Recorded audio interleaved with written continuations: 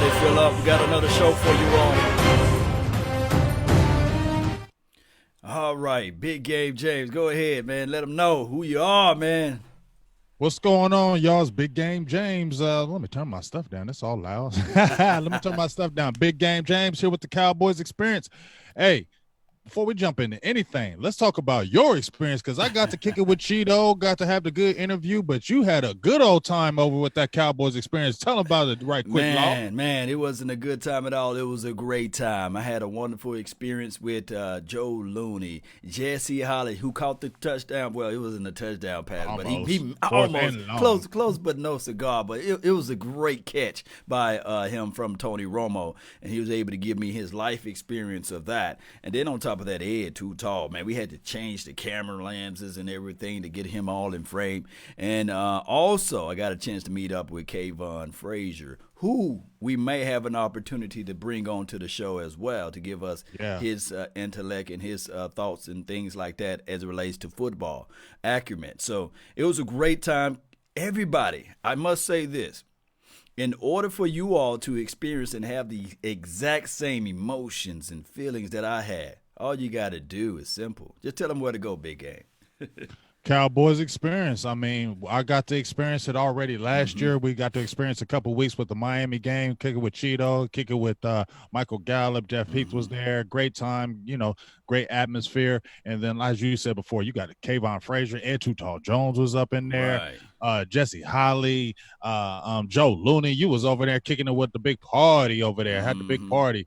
But that's what we do at the Cowboys experience. I had a couple people that I got to meet, and there was their birthdays the next day where they were going to the games. And guess what? Barry Griffin made that exclusively for them, made it happen for them. And they said it was second to none. So please, if you're still trying to find out about this Cowboys experience, there's plenty of games left, big games left. You got the Philly game that's going to be huge. You got the Minnesota game that's going to be huge, and you still got there's the Rams. That's going to be gigantic. So please, if you're still trying to go to these games, holler at us, talk to us, Silver Blue Nation, Big Game James, Law Nation. You can get into the Cowboys Experience inbox on their Facebook page, or you can go to the website and find out more information. So please, if you want to find out about these great packages, talk to Barry Griffith, and you will know. Yes, so let's jump on in this daggone game, dog. I got to give a quick recap for what happened last night as well. Go ahead.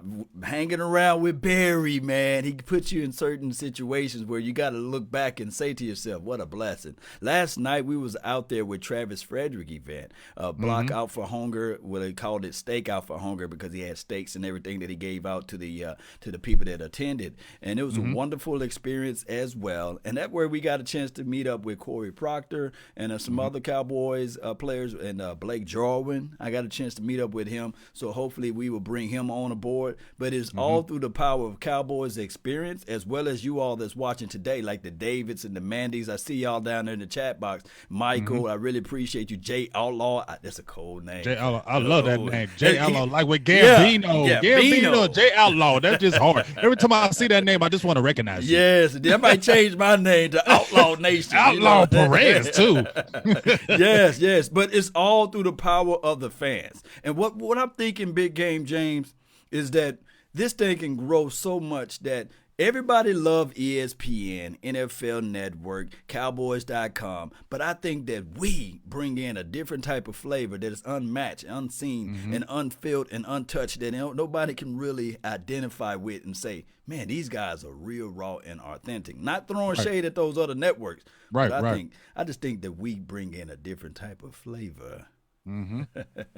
I feel you. And you know what? We tell the real. I mean, and honestly, and like you said, no shade to any of those networks out there that are doing the thing, talking about the Cowboys. But a lot of these guys, they don't really just study on the Cowboys all week. They get a piece of paper from the people, they get all the information, and they just spit out some good stats.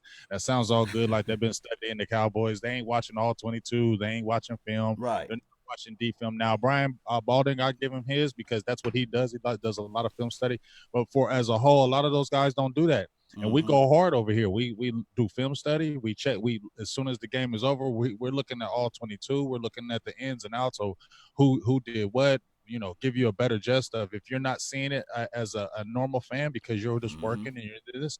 We're opening the door for you to be able to see things. So if you say, "Oh man, Dak sucked. Well, you know what? We can make that all 22 film and show you where he didn't. So Right. try to give you a better perspective of what these players are looking like on a daily basis and give you the strengths and weaknesses, and you want to listen to it. So please help this nation grow. Law Let it Nation, grow.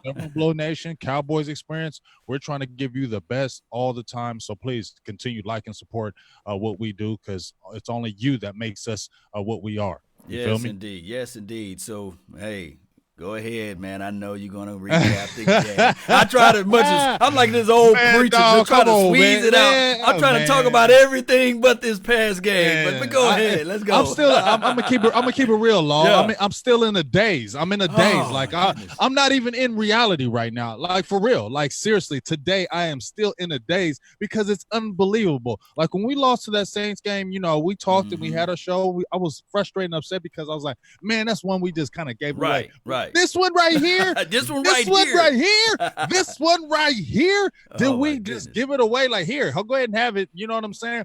We came out flat once again. I mean, it's like it was so eerie of 2016. It was eerie. Yeah. 2016 when they were jumping up, scoring 7. I was like, "Oh my God, is this 2016?" That was my first thought when Amari hit the ball off his hands, the interception. My first thought was 2016. And I didn't even want to think about that. My first thought was 2016. See, your first thought 2016. Mine was 8 years before 2016. I'm thinking of 2008. I'm sitting there like, man, is this 2008 all of a sudden again? Man, but go ahead. It just was just a frustrating thing because, you know, as I said, I give all props to Green Bay. They had a great game plan. They did. They had a great game plan. They schemed us correctly. They schemed our defense, and we're going to definitely talk about that. But in my opinion, Dak had a career day, and everybody's going to say, well, we threw 44 times, and you didn't have to do all this. We barely ran Ezekiel Elliott. I get that. I understand that. But people were criticizing Kellen Moore for not opening up that offense, and the guys were getting open. Okay, Ezekiel Elliott had running lanes. Tony Pollard had running lanes. Dak was throwing the ball. Yes, the pass protection was a little uneven because we know what Cam Fleming is. Okay, we know what he is. La'el Collins went out, but he was struggling. Brandon Knight jumped in and played good. But it was just the fact we shot ourselves in the foot once again. Law 3 interceptions by Dak. A couple were questionable. We've seen the pass interference by Kevin King, the non-pass interference by Kevin King. Nobody's crying about it, but it was obvious. You slap boxing the dude after 5 yards. That's a penalty. But then Jeff Heathberry touched Jimmy Graham. He trips and falls. Then you call penalty. You got to be consistent in this game, rest. But you see what I'm saying? It was just a lot of just mistakes that the problem is when we make these mistakes, it seems like we can't come back from them. And that's just the discerning thing that I have a problem with. Yes, indeed. Great teams comes back from those type of errors. They outperform the officials. And it's every week we got to outperform the officials in our opposition. Now, good teams look like what we did. We come back and we don't win, you see. And bad teams, it just goes all the way to the wayside. And you look like the Washington Redskins, for crying out loud, which is 0-5, you see. But we are a good team right now. Now, is it all over with? No, we still have hope and aspirations and adulations and love for this team. I'm hearing and I'm reading a lot of comments, and this is what we do. You guys put the pulse out there, and we read your comments, and we try to give you guys some at ease on it, right? So I'm seeing a lot of people saying Jason Garrett must go. And here's my thoughts of everything. And it's hard to talk bad or negative upon a coach that really only had, one losing season? 1 losing season, 3 NFC East titles. Right. I mean. Right. Just go off on all of his winning record. Yeah. And then he's a polished guy. He's not like Jay Gruden is out there smoking you know what on the side of the streets, you see. Right. So he's not going to give you that type of flavor. But in return, what you get from him is this, hey, whoa, wait a minute. This is coaching mistake you should have like year 1 or year 2, you know. Right. Hey, wait a minute. This is going on year 9, coach. This is going on to year 10. What is going on? Are we out scheming the opposition? I made a challenge to anyone. I made a challenge to everyone, I meant to say. Find me 5 games that Jason Garrett, that you really came from that game and said, you know what? Boy. Jason, I'll coach that team. Ooh. He out schemed him. He outperformed as it relates to mental capacity, not just off of the physical arm or what Tony Romo was able to do, or not off the rookie phenom who Ezekiel Elliott was running through the whole entire league, and they didn't have enough tape on Dak Prescott. I'm talking about if you can just really go into the guts of things and say to yourself, man, this Jason Garrett, ooh, I can't wait to see this. Let me know, and I will try to go back and research those games, and I will repost those things, and I will try to recover and try to give some ground to it. But I don't think I found a soul that can give me 5 games. And here's the thing, Law. We're not trying to even bash Jason Garrett. No, we're not. Like, I'm not even trying to put this loss at Jason Garrett's feet because, I mean, he was getting irate. I mean, there was calls against him. He was in the game as far as that. Nobody's trying to say that. But my thing has been, it's just been like, you know what? This is year 9, year 10. Right. And I've seen this in year 5. Right. I've seen these same things happen in year 4. I've seen these same things happen in year 6. And that's just the only thing I'm saying. It's patterns and trends with Jason Garrett type teams. And it's almost like, when is it going to change? Because how many times have we had the ups and the downs of, you know what, we're playing terrible, then we battle back, and then we kill ourselves with a penalty. Come on. How many times have we seen that with our Cowboys teams? And like I said, is just not the truth? How many times have we got a big gain and we're coming back in the game and we're like, touchdown, right, holding, number blah blah blah. Yeah, you know what I'm saying. And and I understand that Jason Garrett is not on the field doing the holding calls. Jason Garrett is not on the field throwing interceptions. Jason Garrett is not getting blown up on the line of scrimmage. But after a certain amount of time, when you still see the continuous thing, same time after time, year in and year out, you ask yourself, well, what is it then? What is it? You kind of put the finger on it, because what is it? Because these same things keep happening with his teams. And it's like, are you really going to get over the hump? And that's just the question I continue to ask myself when I still see these same things happening to Jason Garrett-led teams after 9-10 years. 9-10 years. And then we look at the people that falls on the swords of things. You know, you can say that Wade Phillips, he was not the head coach, but they was getting paid the same amount of money. But since Wade Phillips left, I physically saw with my natural eyes that this guy was somewhere appearing in 3 Super Bowls since he was let go of. You know what I mean? And although he only won one of them as a coordinator, what have you, but he appeared in 3 of them, you see. And now I'm looking at Flus, what he's doing out there at Colts land. I know he's not the head coach, right? No, he's not the head coach. But he's a coordinator, but he's go over there and making moves. They just beat the Chiefs and they just shut them down. You know what I'm saying? Brilliancy. And then we could talk a little bit about that. Let's just go ahead and talk Let's about just jump in. Let's just, all right, since you already opened up the can of worms, with Eberflus, because I posted on my page. Now, go ahead. We always talk about with Garrett, blah, blah, but it seems like Chris Richard been bulletproof, and Marinelli, ain't nobody been talking, because the defense hasn't been playing bad. You just had a really good game against the Saints. Right. But here's the thing. Why do we play these good teams and they continue to out-scheme us on defense? Wow. They continue to attack us at the middle. So it's not just the players, it's the scheme. We're still playing this old Tampa 2.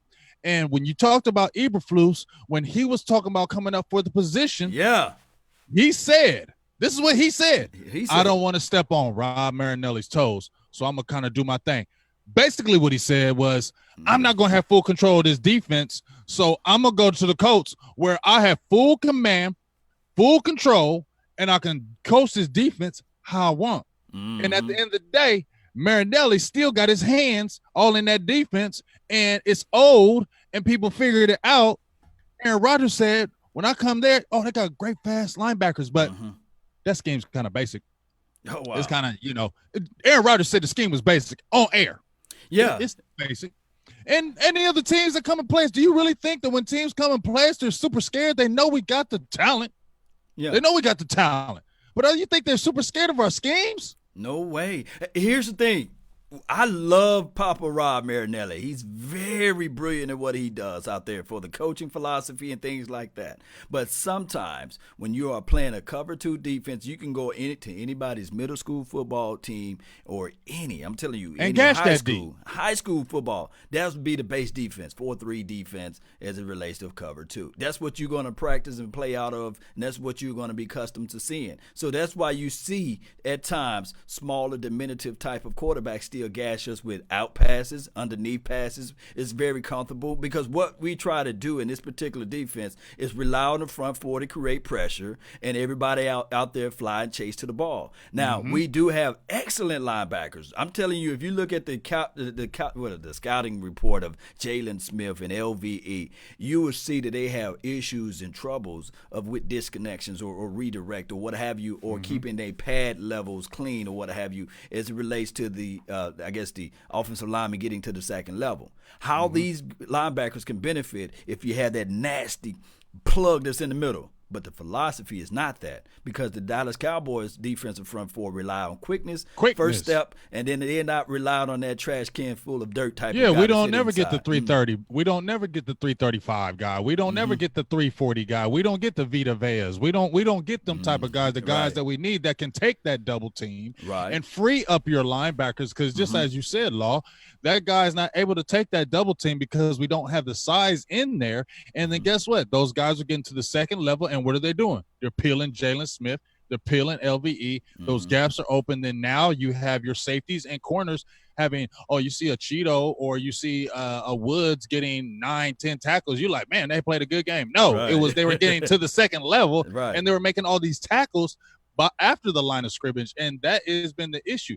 I don't think Covington has played bad, but once again, teams are scheming us. They see a Malik Collins in the game. Guess what? Malik Collins is not a run stuffer. When you saw us in 2017 on our defense, they were attacking us then, and they were going after Malik Collins because he's never been, even when he was at Nebraska, he was never a run defender. So guess what? If you look at some of the tape, and we looked at the tape, there was a couple players where Malik Collins tried to avoid the go around the offensive lineman, and it's opening the door for guys and our linebackers to get peeled because he's not a run defender. Yeah, I'm not a big Tyrone Crawford fan, but put him at the 3 tech and start Covington at the 1, or when Woods comes back, put both of those guys in as run defenders, because we're getting gas right there in the middle because teams know what to do against us. They see our lineups. They see if we don't keep gap integrity, we can beat these guys. We can hit these gaps. We can gas these guys in the middle. We can hit these guys on the edges, and that's what they're doing. And also, Law, I think – when we played them Saints, we were going against Kamara. We were going against what's your boy's name, the receiver? Michael Thomas. They were getting up for those guys. Now you playing Aaron Rodgers, you're like, yeah, we're scared of Aaron Rodgers, but we ain't scared of Aaron Jones. Right. Or you ain't got Devontae Adams, because you saw an uncharacteristic game of LVE missing all these tackles, getting shook up. Maybe it wasn't. Maybe they're smelling themselves because, we stopped the Saints last week. We're going to come in and stop these guys. And guess what? Aaron Rodgers don't need a Devontae Adams because he's an all-world quarterback. And guess what? If they scheme you correctly, they can beat you. Right. And then on top of that, and shout out to you, Shara. He says, hey, we just need a new voice. Sometimes you just probably it can work out. When we talk about, listen, look, Law. Remember Tony Dungy? All them years he was playing, all them years he was coaching, and what was he doing? Had good teams. We just couldn't get over the hump. Now I ain't saying no John Gruden is the master, but when he came in, they came in with a new voice. He took that team to the Super Bowl. Because he took that talent and he took that team to the Super Bowl. And heck, he got these Raiders playing good. They just beat the Bears. They just beat what I'm saying? And then they just beat them. Yeah. And then it's transparent as it relates to, or you can cross-reference it over to basketball. You think the Golden State Warriors, they had the same roster, same lineup, just had a new coach to come in there, and they went off on 3 or 4. Yes, Mark Jackson built that team. They left. Steve Kerr comes in and gets championships. You could talk about Toronto too. Same situation. Well, they have. They lose their coach. Next year they're in the finals. They win.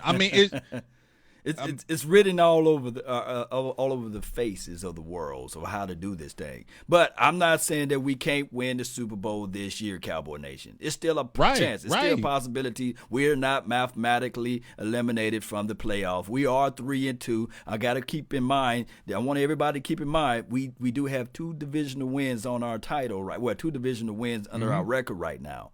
And we play against the Jets, and then we play against those Philadelphia Eagles. I just can't say that name straightly without saying filthy because I believe that's where they're from, right? Oh, I'm sorry, Philadelphia, right? I just got to throw that out there, Cowboy Nation. But here's the thing. Here's the thing.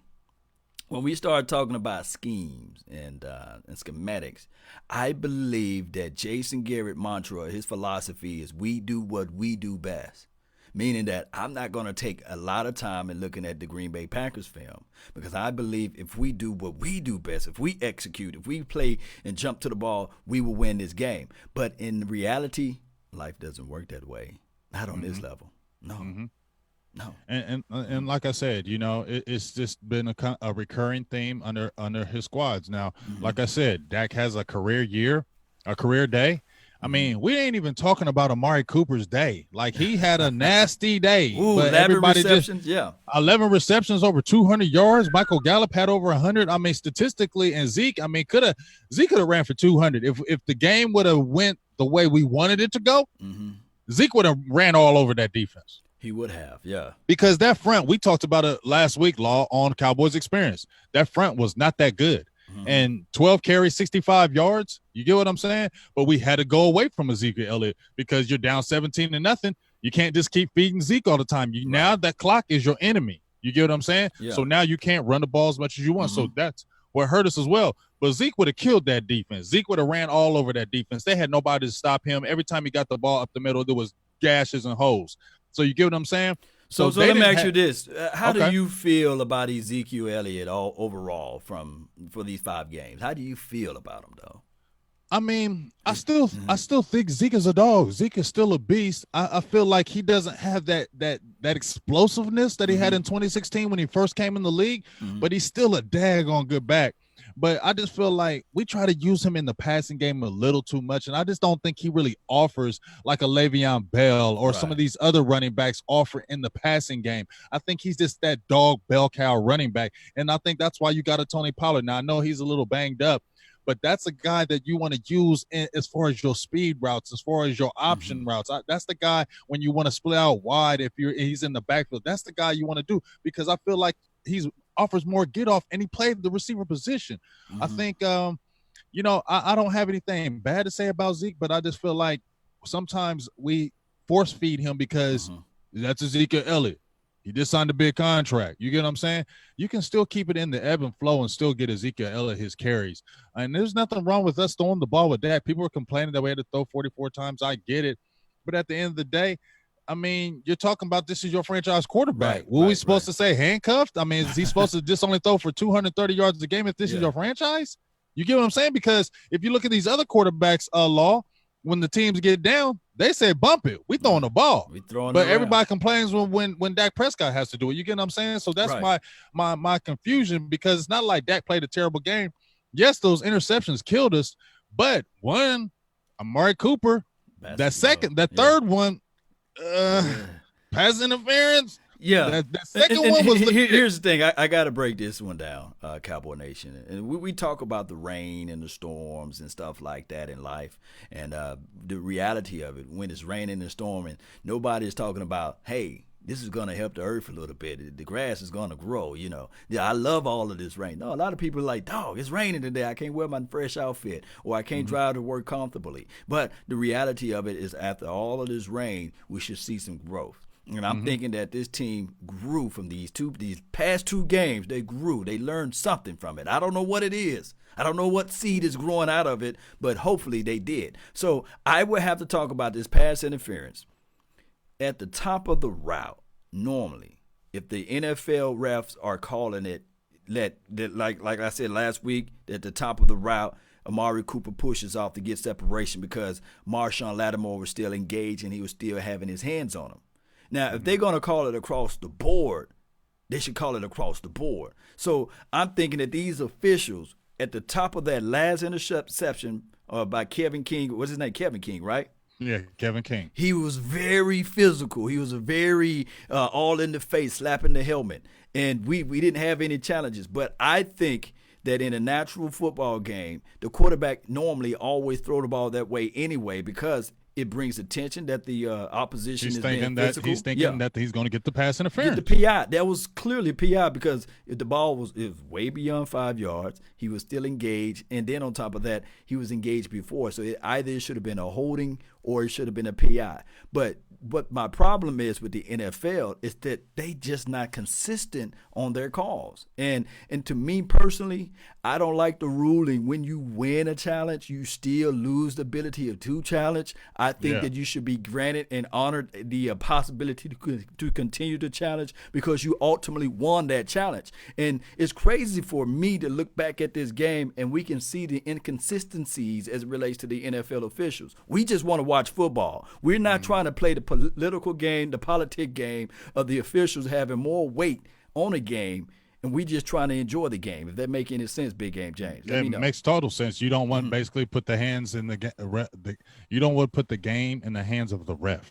Right. Because that's just not good. And like I said, nobody's crying about it. I coach football, but I've coached games, Law. I've coached games, Law, where it's been big games, and these refs have made some terrible calls. The MVP goes to the ref. Yeah. I've coached games where we had games where they were game changers, where we're beating them and they call a pass interference and it's at the spot of the foul and then they score a touchdown and we lose.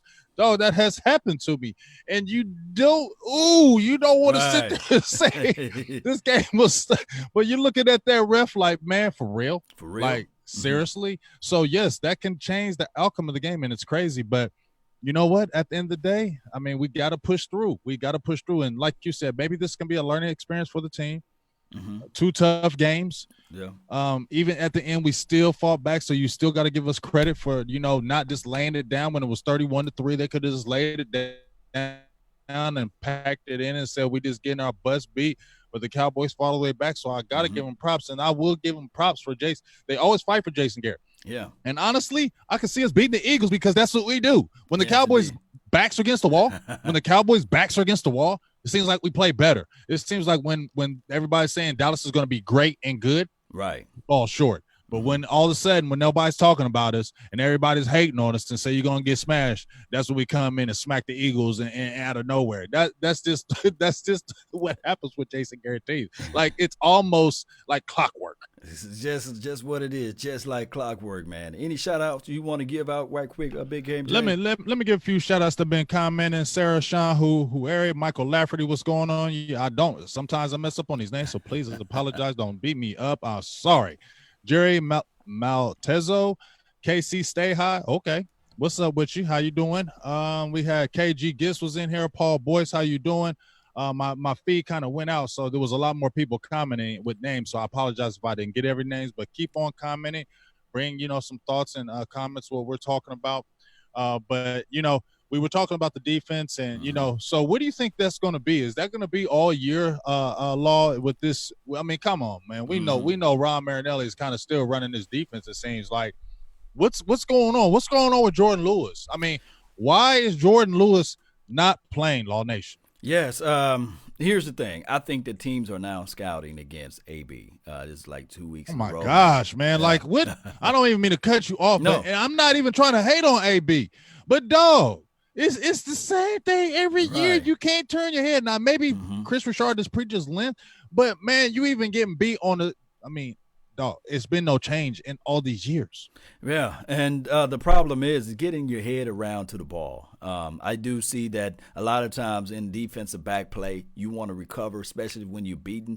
But that PI call that was face guarding, what have you, if all he could have done was just turned his head, and a lot of DB coaches says where your head goes, your body will follow, basically. And when the receiver was reaching out to the ball and it was low, I'm thinking that Aaron Rodgers probably went to the offensive coordinator and said, hey, you know what? this guy number 30, we can get him. He don't turn his head around. He to the is. ball. He's smart like that. I can just do my 3-step drop and pass it to his proximity, and he will not turn around, and we can get this PI. You see, and it was low. It was right there. It would have hit him in the belly. All he had to do is turn his head around. And my thing is, the playmakers that we have on this team are very minute. It's very difficult for me to say that my guy Cheeto Awuzie is a playmaker. It's very difficult for me to say that Byram Jones, who's doing a great job this year, is a playmaker. It's hard for me to say that when they have not done that in college, you see. So they haven't done it in the pros. They haven't done it in the pros as well. So I'm hoping that one way or another, we look back at everything and give the young kid a chance named Donovan Wilson, because we were able to see him make some type of plays in preseason. And I do know that it's only preseason. But to make a play on the ball the way he was doing in preseason, that thing can translate from preseason. I don't care if it was middle school, high school, around in Walmart parking lot, or even at the Star in Frisco. If you can make plays in those factors, you're a playmaker. Yeah. So I'm thinking that just AB naturally is not a playmaker. I know for sure that Jordan Lewis is one. Yes, it is. We all do. Yeah. and I'm not understanding when y'all talk about Jason Garrett and Chris Richard that he's an exception to the rule. Y'all keep telling me he's an exception to the rule, but you don't play him. Right. Okay. And I don't understand it. I'm not going to understand it. Jordan Lewis is better than Anthony Brown, and I'm not distant Anthony Brown, but Jordan Lewis needs to get on the field. I mean, the dude is a good player, and he gets minimal snaps. I mean, the guy is a playmaker, and you want to put your best playmakers on the field. This is a guy that if you throw it in his proximity and he's guarding the player, he turns his head because he's a playmaker. He's looking to make a play on the ball. He played on the offensive side of the ball even when he was in high school, and I followed his career. Right. When he's coming out from high school to college, he played a lot on the opposite side of the ball, and even when he played defenders, you could even call him hip pocket Lewis, because he's always in your hip and he's always looking to turn his head to make a play, either knocking the ball down or getting an interception. I mean, and it's just kind of maddening because, as you said, the only other playmaker I would see would be the Xavier Woods, and he's still, sometime as far as it goes. So the Cowboys really just kind of really need to tighten it up. Please don't look past these Jets. I ain't saying these Jets is good. We know they're 0-4, but please don't look past them, because Sam Darnold going into New York, they're going to be going crazy, because guess what? We get everybody's best game. Period. Facts. And that's with capitalization on all of those ladders within that. And we get everybody's good game. And then on top of that is on the road, things changes when you're on the road. And then on top of that, you got to play against the crowd noises up there. Yes, they're going to be going crazy, Law. Yeah. And then you always live up to play the Cowboys, right? You try to. They said, "Hey, we're going to be on TV. We're going to get the max amount of replays all over ESPN and NFL Network and beyond. We're going to play to our best level." So, and then on top of that, I know that Le'Veon Bell is looking at Aaron Jones and sitting there like, "Hey, he put up this amount of production." Shoot. Aaron Jones? Aaron who?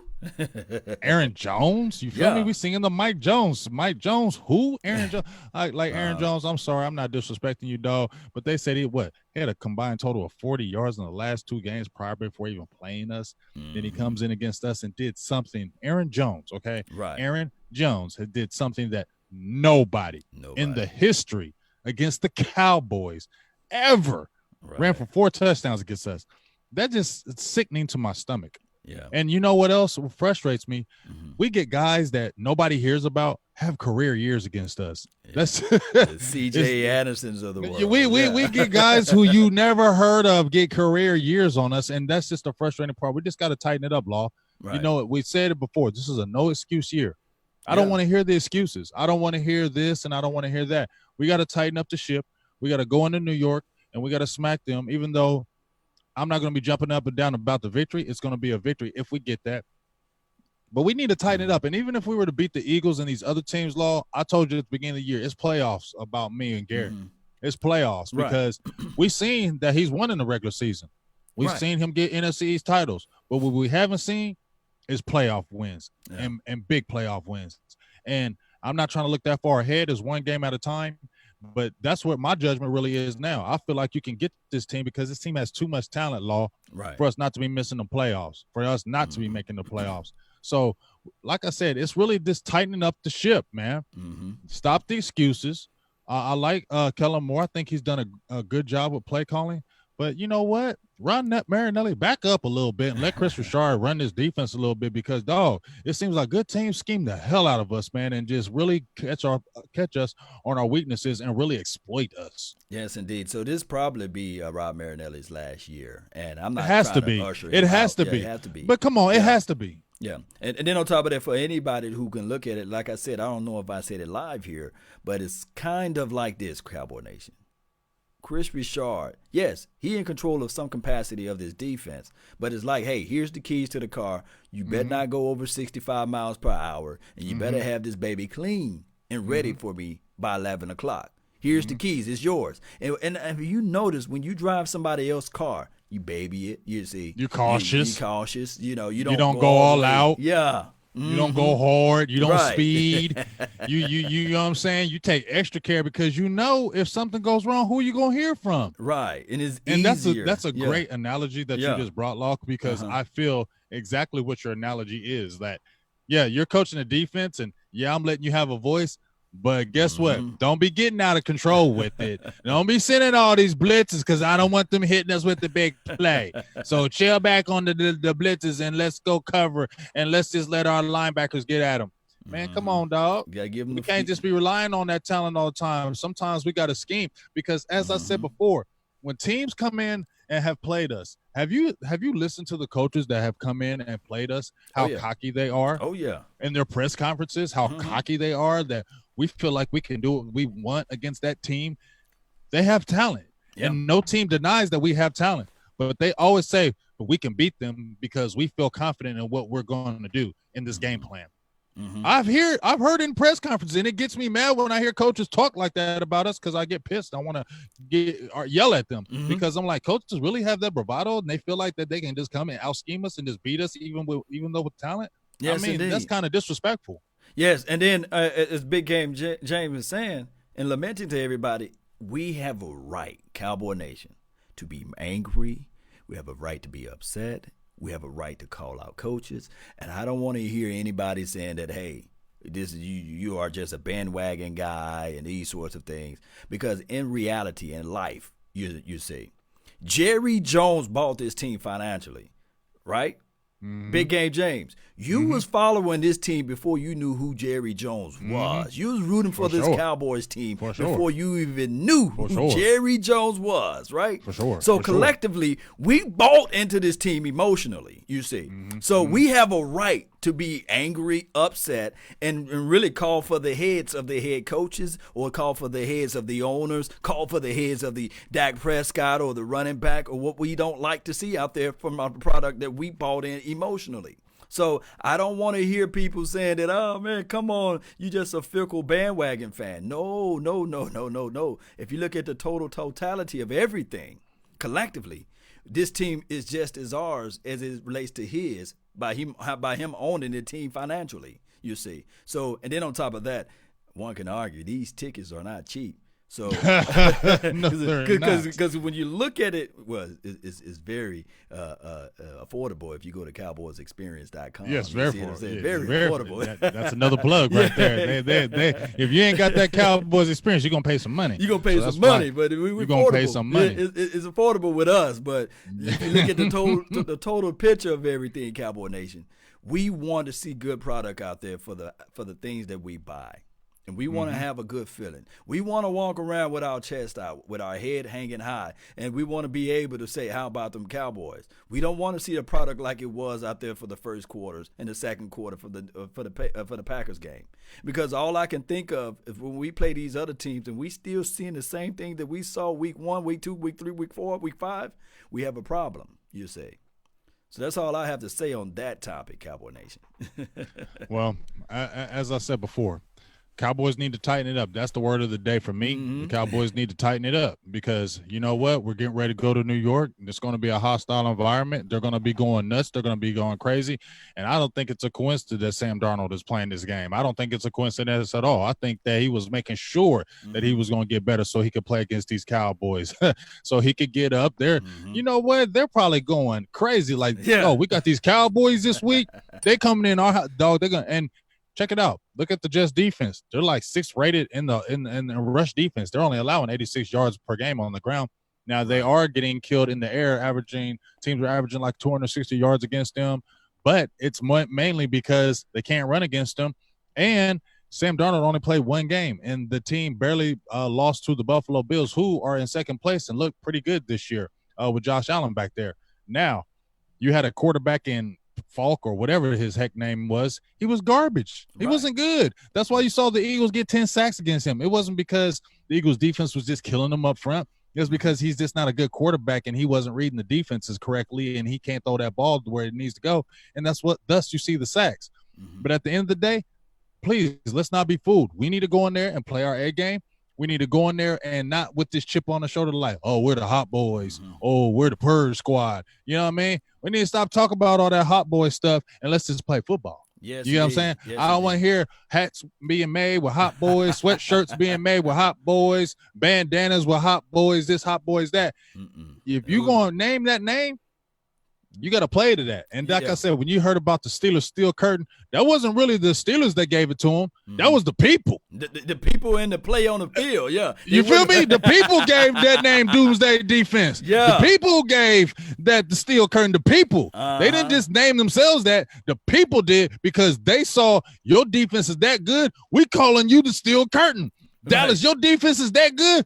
Y'all Doomsday. You feel what I'm saying? Yeah. This is a self-made name. So if it's a self-made name, every day you have to live up to that self-made name. Right. And when you don't live up to it, people are going to call you out on it. So my thing is stop talking to hot boys and let's just play some damn football. Yes, indeed. And that's my language, Barry. But that's some real fire right there. And I believe the nation need to hear that because when I turned on the TV the other day, and I was kind of livid and hot about the Hot Boys name because that's the name that we called ourselves last year, right? And I said, okay, we need to own up to that name. And I turned on the TV yesterday, and I saw Niners. the 49ers. And anybody that knows me personally, there's one team that I cannot stand outside of the Green Bay Packers and the Philadelphia Eagles are those 49ers fans. This rivalry goes all the way back beyond the time that when Deion Sanders, I call him Neon Dion. Way Pass back. Interference, Michael Irvin. I still can't let that 80s. go. 80s. You go all the way to the 80s. When I'm going to the 80s because it's deep. Roger I'm Craig taking to the 80s. Boys, huh? You feel me? Roger Craig, Dwight Clark, Freddie Solomon, John Taylor. You know what I'm saying? All them guys. I remember Montana and all them dudes. Dog, I remember all them battles. And plus, I can't stand the Niners. And just like you said, they over there copying hot boys, man. But they deserve every piece of it. But they running with it though. They walked out there with Cowboy Nation with hot boys shirts on, and they said, "Hey, we gonna shut it down. We the hot boys, the 49ers. They did that. So that's their name. They holding truth to what their name exemplifies and exhibits out there." Because what their record is, Big Game James. It's 4-0. But look who they played, though, Law. Look who they played, though, Law. They played the Clowns, the Bungles, and the Squealers. And the Buccaneers. I ain't giving them no love, dog. I ain't giving them no love. I ain't giving no whiners, no Niners, no love. Them fraudulent Niners. But this is the thing. We can't complain about nothing. You see what I'm saying? We got to show the world that if we got to show the world. Stop saying the names. Let's do it. Hey, hold on. Before the Purge Squad and before the Hot Boys, can we just be the Cowboys? Right. Can we just be the Cowboys D and shut people down? That's the only thing we need to worry about right now. Shutting down the Jets and Le'Veon Bell. Don't worry about screaming hot boys and making hot boy coolers and getting hot boy drinks. I don't know nobody talking about that no more, dog. We just got to play football right now. You feel me? Because at the end of the day, this is critical because the Eagles are sitting there right over there like, guess what? Y'all 3-2 now. We right back in this. We right back in the race, and we see you in 2 weeks. And you know the Eagles are getting up against us. They keep our names in their mouth all day, so they're waiting to play us. So we have to bring our A game every single week because every team that plays us, we get their best, no matter who it is. It could be the worst team in the league. We're going to get their best game. They may play the next game against another team and play like trash. But when they play us, they're going to play their best. And the Cowboys need to understand that. So at no time can they ever get comfortable with where they're at or listen to any press clippings or read what the news is saying about the team and how talented and how this could be the team. Throw all that out the window, act like you ain't even no good, and let's scrap and get these dubs because at the end of the day, dog, everybody's gunning for us right now. Yes, indeed. So that's a good transition over to the bold predictions and also the keys to the game. And also, I'm going to throw this out there. Quick question. Will we play down to the level of competition? I'm gonna be honest with you, Law. Talk to me. Talk to me. Give me some hope. I'm just be straight up with you, and I don't want to feel this way. Like, I don't want to feel this way. It's just what I feel. I can only tell my real heart. Yes. I don't know what team is going to show up. And I hate that feeling. I hate that feeling that I don't know which team is going to show up. In my heart, I say this is the team that should, but I don't know because we are so unpredictable. We're still consistently inconsistent.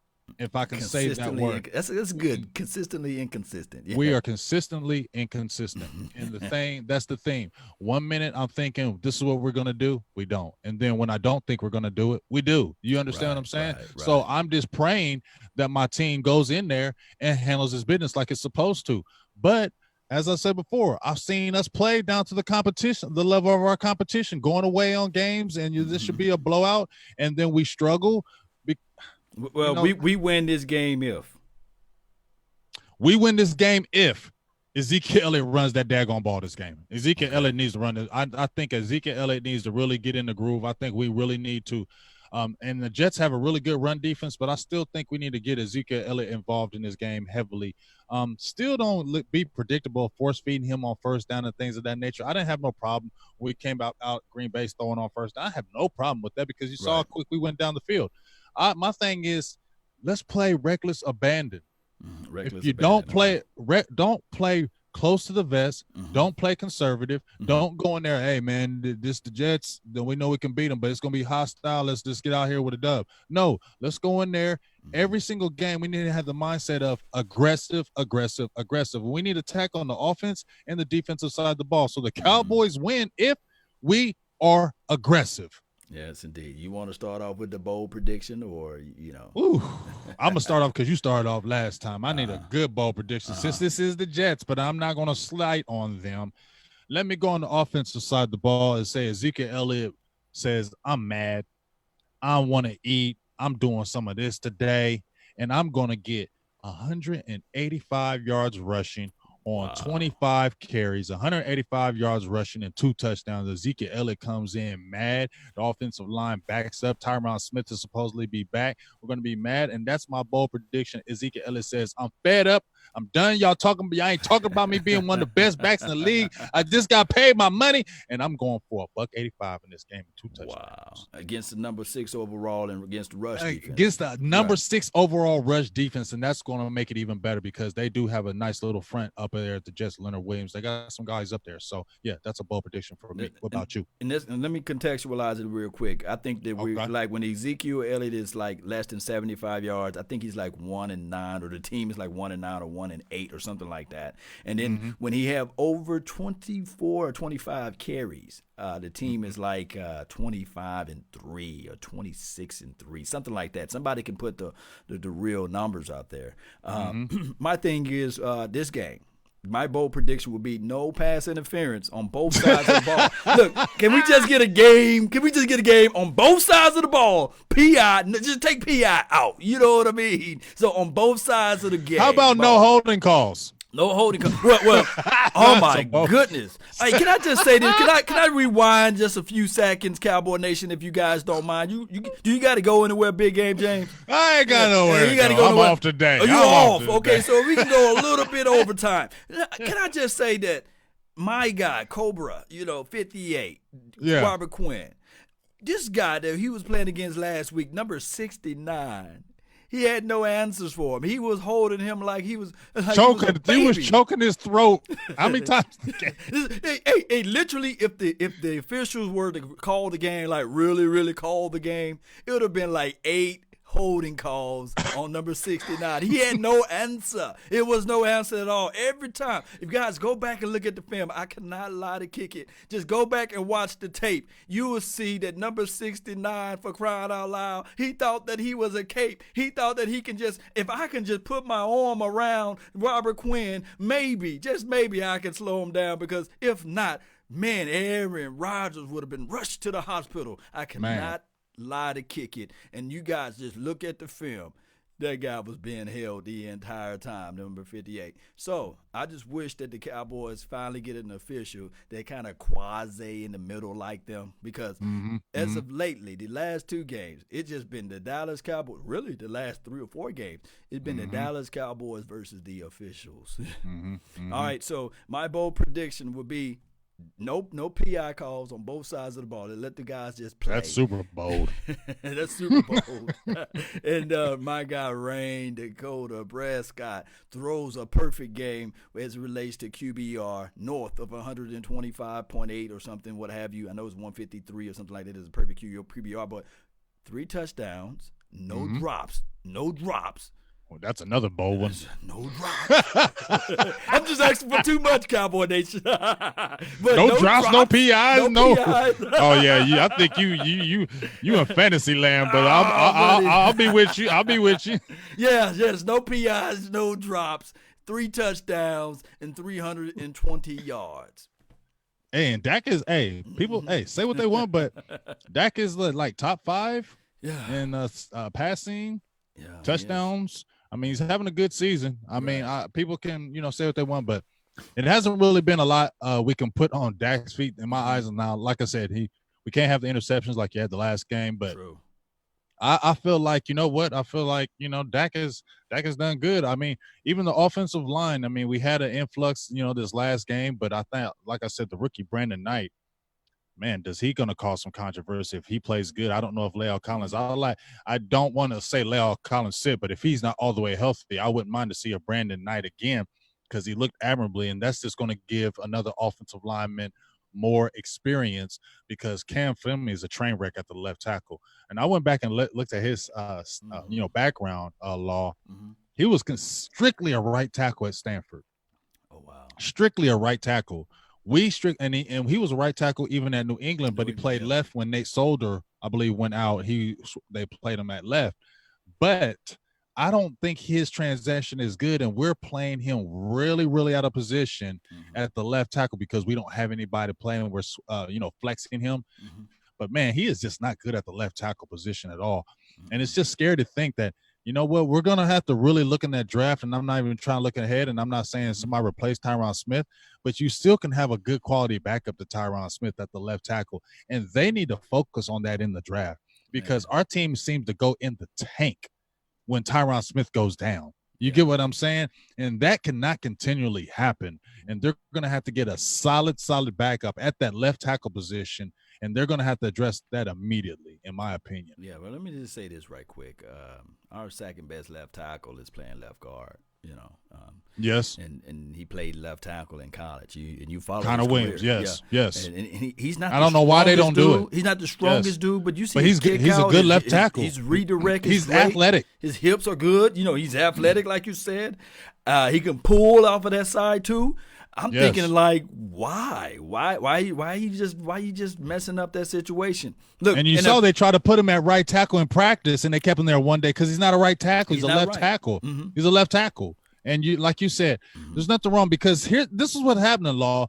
See, they draft these guys, and it's the draft status. It's the draft status, Law, and you know it. You know it. I know it's the draft status that's keeping them in these certain positions because common sense would say, just like you said, Law, he's a left tackle. So if Tyron Smith goes out, you kick Connor Williams out. But because he's a second-round pick, he can't be that backup. Right. So he has to start. So they have to put him at left guard. You feel what I'm saying, dog? Yeah. I mean, you feel what I'm saying, Law? Because you got right tackle right there.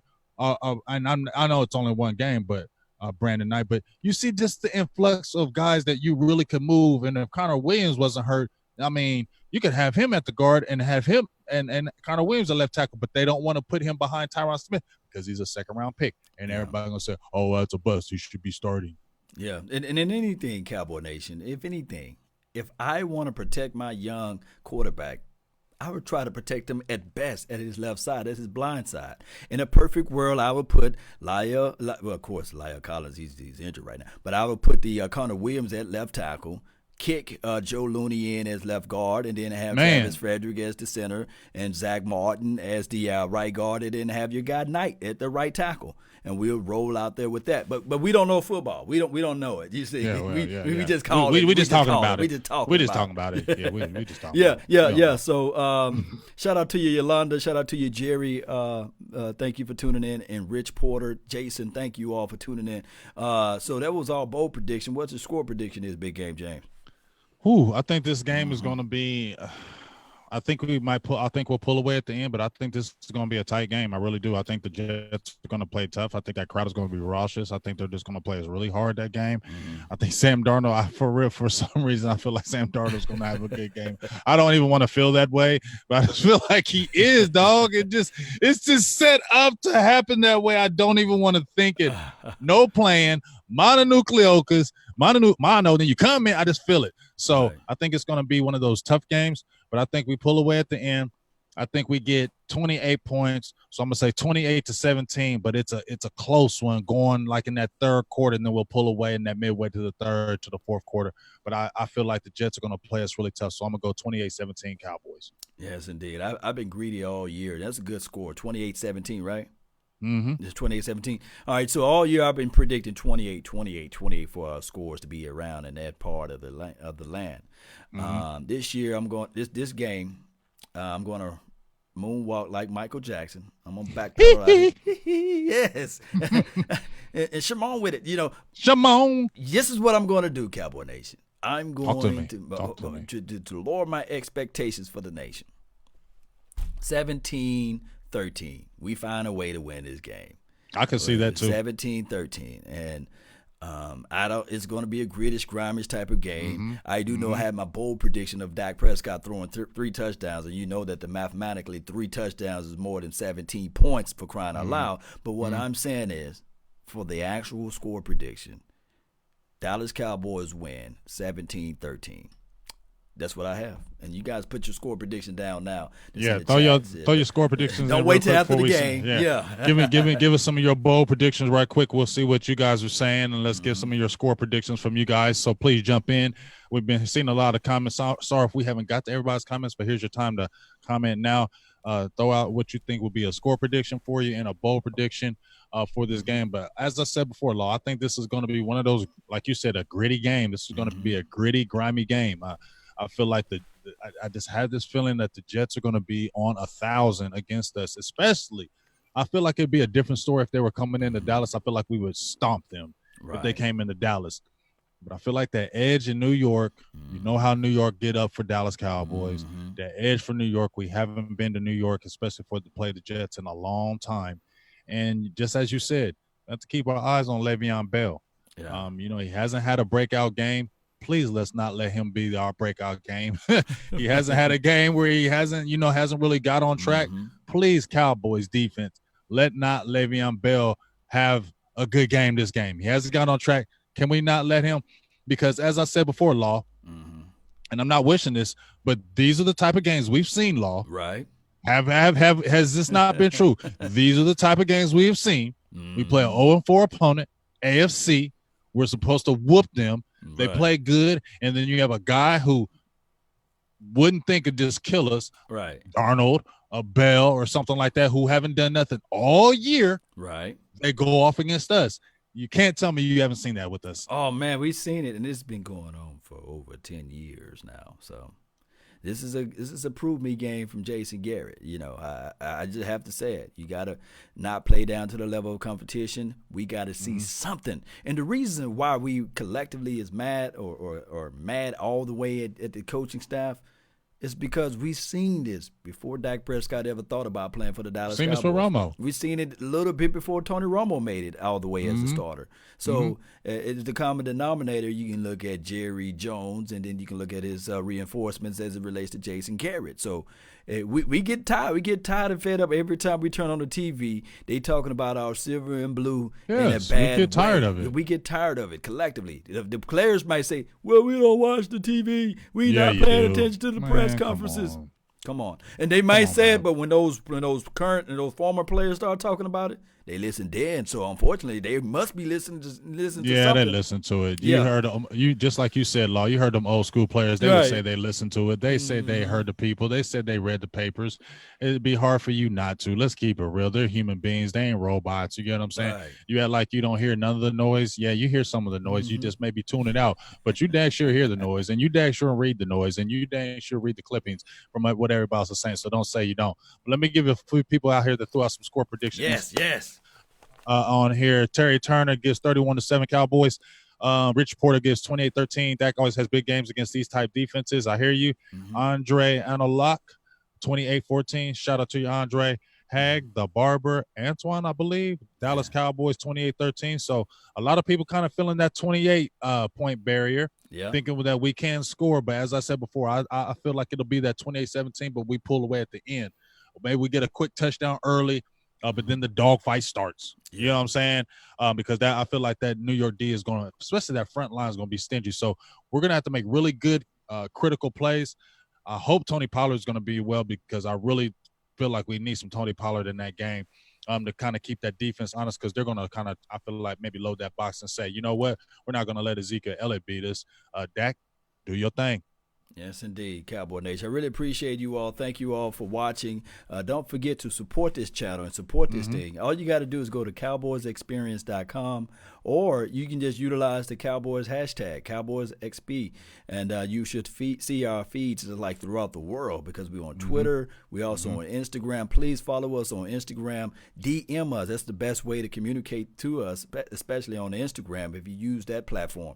Also, if you're on the YouTube, just go to cowboysexperience.com, and then you can find the YouTube links on that website to see more of our stuff like Cowboys Media Row, Big Game James, Silver and Blue Nation. We got a guy that talks to a voodoo doll, Mark Holmes, you see. We got it all, DDP. He's like, if you love articles and reading into the stats of things, check out his website, man. There's good stuff all around. He got them stats for you. He got them stats for you. Stats, man, that put you in a calm demeanor, you see. Anything else you want to show to the world, Big Game James, about this? We can go to this commercial break.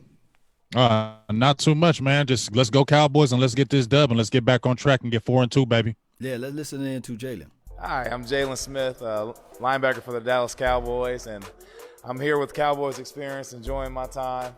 Happy to be here. We got a lot of fans out. Let's give it. All right. Hey, go Cowboys. Clear eye view. This is Zach Martin. Welcome to the Cowboys Experience.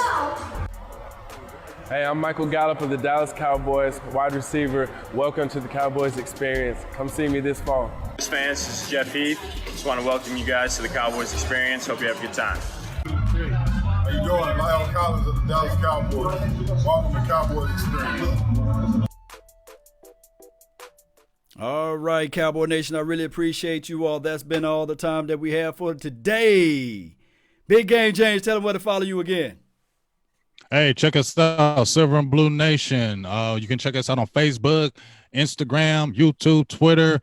You can check out Big Game James. I'm mostly on Facebook because I don't got my personal page like on the YouTube. But like I said, we do our shows on Silver and Blue Nation. Probably going to be doing one later tonight, maybe. So just like I said, keep in tune. We try to keep it real, try to keep it honest.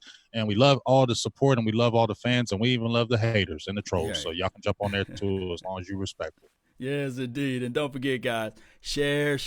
We got to get it up beyond 100 shares. So let's at least share this thing and hit us up. Call the number. Get your ticket pricings. And remember, you all are listening in to nothing but the best. Salute. Peace. We're out.